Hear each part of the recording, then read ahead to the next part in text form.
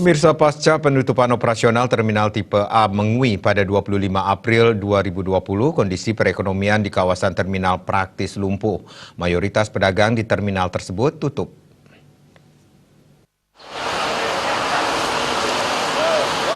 Di kawasan terminal hanya terlihat pedagang kopi keliling dan sejumlah penjaga loket tiket perusahaan otobus atau PO.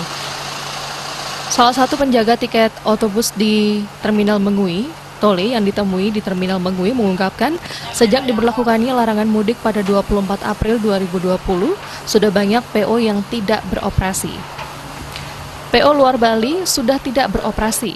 Hanya beberapa PO di luar Bali masih beroperasi, dan penurunan jumlah penumpangnya sangat drastis. Ia mengatakan lebih lanjut, pihaknya masih menunggu di loket tiket tersebut bukan untuk melakukan penjualan tiket, melainkan menunggu pelanggan yang ingin mengembalikan tiketnya. Pihaknya mengembalikan uang mereka 100% karena batal mudik, karena pelarangan mudik dilakukan hingga 31 Mei 2020.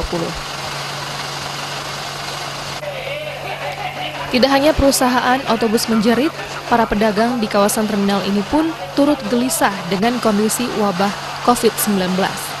Salah satu pedagang kopi keliling di Terminal Mengui, Listiani, mengaku dampak dari pandemi COVID-19 ini sangat menurunkan pendapatannya sebagai pedagang kecil. Biasanya dalam sehari dirinya berjualan hingga 1 juta rupiah. Namun saat ini dengan penutupan operasi terminal, ibu dari 5 anak tersebut per hari hanya bisa menjual kopi, mie instan, dan juga es dalam kemasan seharga Rp50.000. Listiani asal Jember ini juga mengatakan, pihaknya berharap wabah ini segera berlalu sehingga bisa menghidupi 5 anaknya yang saat ini masih bersekolah. Dewa Sanjaya, Denpos, melaporkan.